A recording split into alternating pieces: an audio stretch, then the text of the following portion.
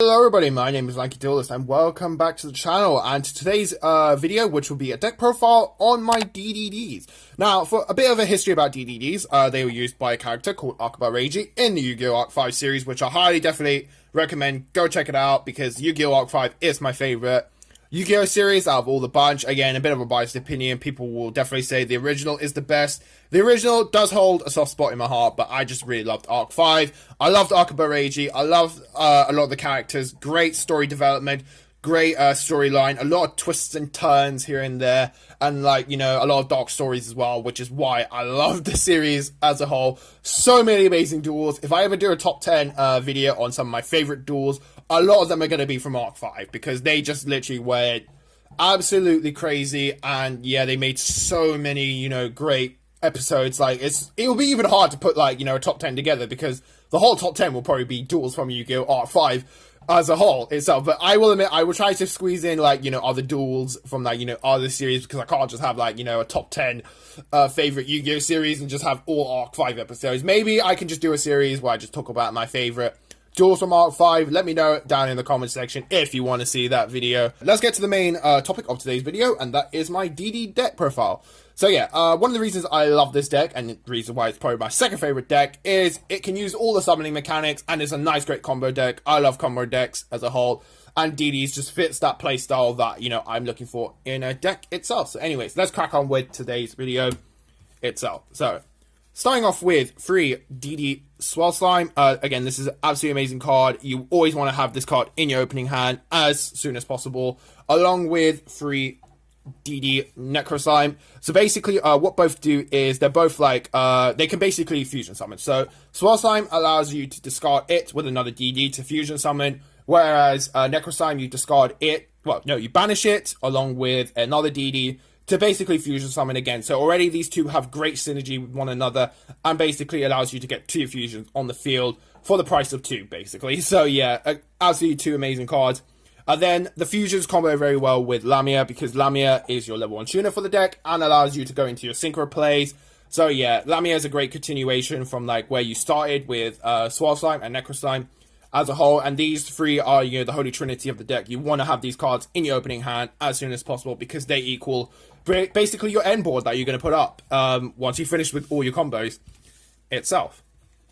And then, oh yeah, forgot. I play 1 DD Device Typhoon. I might take this out because I just don't see myself using this card that often. Yes, it's a level 7 and it allows me to get into Siegfried a bit more quickly, but at the end of the day, again, it just doesn't really offer me that much. So in the future, I'm thinking of maybe taking her out for something else. Let me know in the comment section if there's, like, you know, another great alternative to, like, you know, DD Vice Typhoon, or, like, maybe a card I may have missed out for this deck as a whole, because again, your feedback is very helpful itself. Now, onto the Pendulums. We play 3 Kepler, and then we play 3 Copernicus. So as I mentioned earlier, if you don't open up with Swirl Slime, Lamia, or Necro Slime, you want to have one of these in your hands, because they basically sub for one of them. Kepler allows you to add a Dark Contract, which then, you know, searches out the missing piece. Copernicus basically allows you to Foolish Burial one of them to the graveyard. So again, they're absolutely amazing. And also they're scale 10 to 1, so you can Pendulum summon anything from those. From like level 9 to level 2 as a whole. So yeah, absolutely amazing cards. Again, if you're missing your starters, you want to have these cards in your hand. So they're kind of like starters as well for the deck, pretty much. Then we play 3 Oblivion Abyss King Ragnarok. Again, this is an amazing card. It basically extends your plays. If you special summon a DD monster, you could basically special summon another monster from your graveyard, so it has its Pendulum effect. Or if it's special summon, you can then special summon another DD from your graveyard. So already off the bat, its Pendulum scale effect and its regular effect has 2 reborn effects right off there. So again, it allows you to extend your plays so much easier, and sometimes it's a great top deck, especially if you have Swell Slime in your graveyard as a whole. So yeah. And then for the other Pendulums, we play 2 Savant Thomas. This used to be played at 3 copies, but I don't think you need to play it at 3 anymore, because we're no longer in Master Rule 4. So I feel like 2 is right enough. Again, you know, it can allow you to recycle your Pendulum monsters from the extra deck, and then also as well, it allows you to go into your rank 8 a bit more quickly. And then for the last Pendulum, we play DD Orpheus. This is your MST for the deck, so you don't need to run MST or Twin Twister. If you're going up against something like Mystic Mine, you can search out Orpheus, and then it just basically pops that Mystic Mine as a whole. So yeah, that's why I play the ratio here. And then finally we play 3 for the spells. We play 3 Dark Contract with the Gate. Amazing card as a whole. You know, being able to just constantly every turn just add a DD from your deck to your hand is amazing. I'm surprised this card's not being hit in any sort of way, like, I don't know, limited or semi-limited, because it's absolutely amazing card for the deck. It's one of the best searchers, in my opinion, in the game. And also, technically saying, it can be a bit of a fair searcher as well, because, you know, you could basically MST it if your opponent activates it. So yeah. And then for the last spell, Dark Contract, we play Dark Contract with the Swamp King. Yeah, so it allows me to, go into a fusion, which I'll get to later on. And yeah, it allows you, again, if you're missing Swirl Slime or, you know, Necro Slime, this basically substitutes for one of them as a whole. And for the draw powers, we play 3 Pot of Desires. I love Pot of Desires. I've already explained in my previous video why, you know, I love playing this card at multiples. Again, I love the +1, and I want to see, you know, my combo pieces as fast as possible, basically. So yeah. Next, we play 1 Upstart, and we play 2 Allure Darkness. I love this ratio. Allure Darkness, again, allows me to dig deeper into my deck to get the combo pieces. But at the same time, I don't want to be banishing a lot of my combo pieces, hence why I play it at 2 rather than at 3. And Upstart, again, I love 39 card decks, so yeah, it's a no-brainer to play Upstart. Like, again, I will try to put Upstart in all my decks, especially if I have the room for it. And then finally, again, best spell card in the game, Called by the Grave. Being able to, like, you know, negate, banish anything from the graveyard and stop its effect is amazing, and also stop hand traps. Again, is another amazing, you know, effect, so your opponent don't disrupt your plays, because, yeah, it's a combo deck. You don't want your opponent, if your opponent Ash Blossoms 1 card, you're basically finished as a whole. So that's why you have to play, you know, 3 Called by the Grave itself. And then for the final spells, we play 1 Monster Reborn, 1 1-for-1, no, Foolish Burial, and 1 1-for-1. These cards are, again, absolutely amazing. Again, they just help to extend your plays so much more easier. And then, like I mentioned with Copernicus, Foolish Burial, basically, you know, it's a substitute. 1-for-1, again, it's a nice good substitute if you don't open up with the Kepler, but you have 1-for-1, so you can go into Kepler. Monster Reborn extends your combos even further, or just take something from your opponent's graveyard and then use it pretty much against them. So yeah. And then finally we play 1 Dark Contract with the Witch. Now, if I ever do any collab videos with my friends, they're going to tell you how much they despise this card. This will probably either be number 1 or number 2 in the top 10 most hated cards, because this card, yeah, has caused a lot of problems for my friends and given them a lot of bad memories. And pretty much they don't want to duel this deck because of this card, because a lot of their decks rely on their normal summon. I flip this, stop their normal summon. Yeah, they're going to have a tough time. And it also as well gives your DDs an extra 1,000 attack point boost, so then it's much harder for your opponent to run them over as a whole. So yeah. Now, onto the extra deck, and this, again, just like Red Dragons, this is my favorite part of the deck.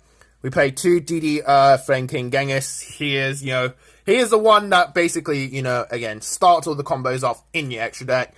It revives a DD, it's 2,000, it's a level 6, so again, you can go into Wave King Caesar, High Wave King Caesar as a whole, and then if it's destroyed, you can basically add a Dark Contract from your graveyard back to your hand as a whole.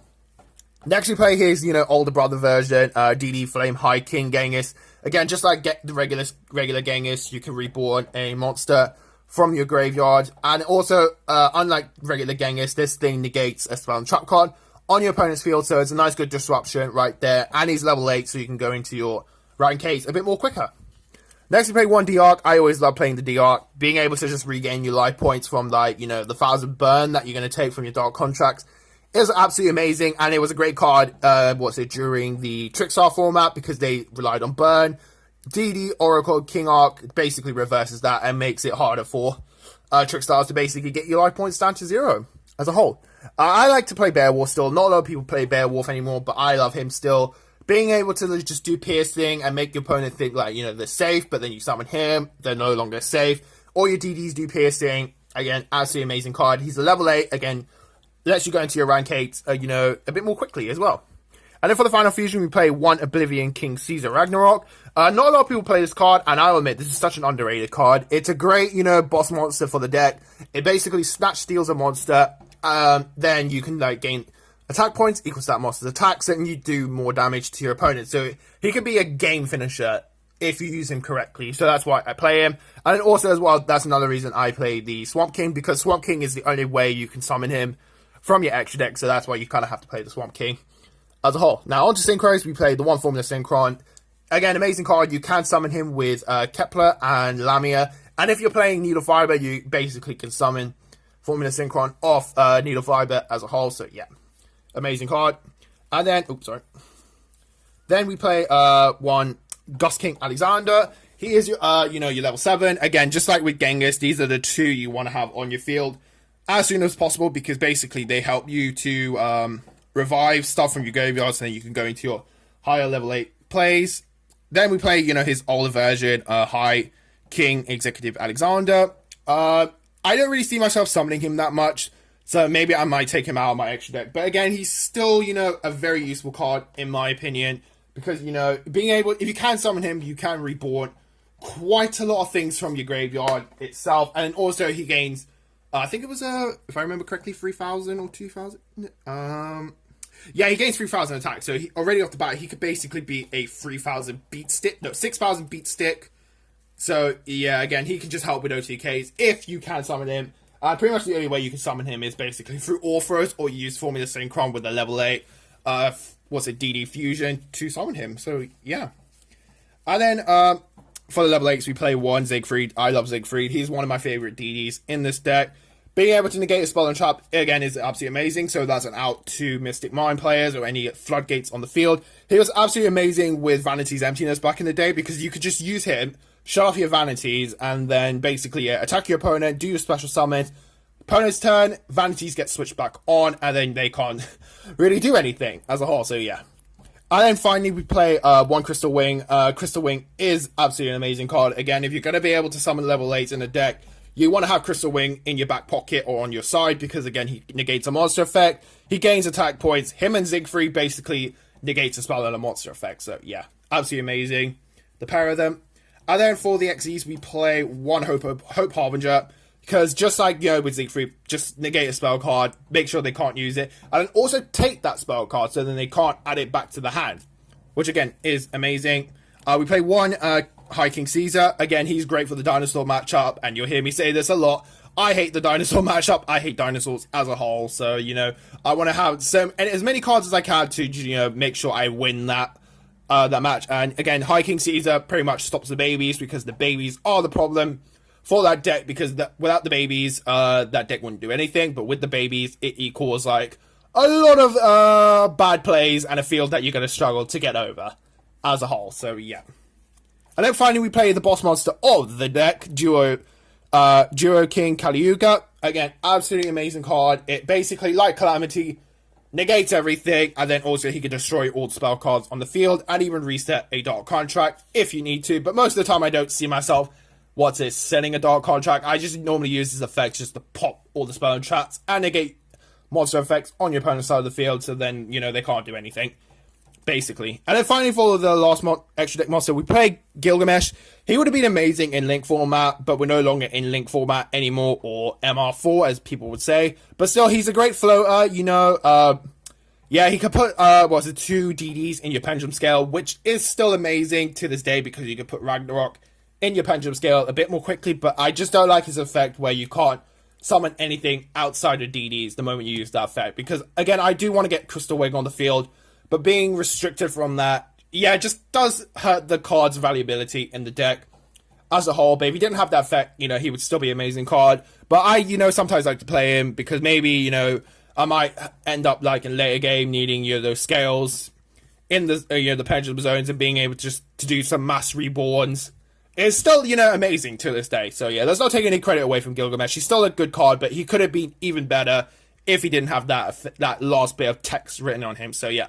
Anywho's, that is my DD deck profile. So yeah, let me know in the comment section if there's any way I can improve this deck, or any cards I can add to this deck to make it, even better than it is already, in my opinion. Because again, your feedback does help so much, and yeah, it helps to evolve my channel and, my deck as a whole. So yeah, anyways, thank you guys for watching. Please do subscribe to the channel, and, even follow my social media links or pages, which will be, in the video itself, so then you can stay up to date with any Yu-Gi-Oh news or when I'm going to upload videos as a whole. Again, the names should be at the top of the screen of my videos.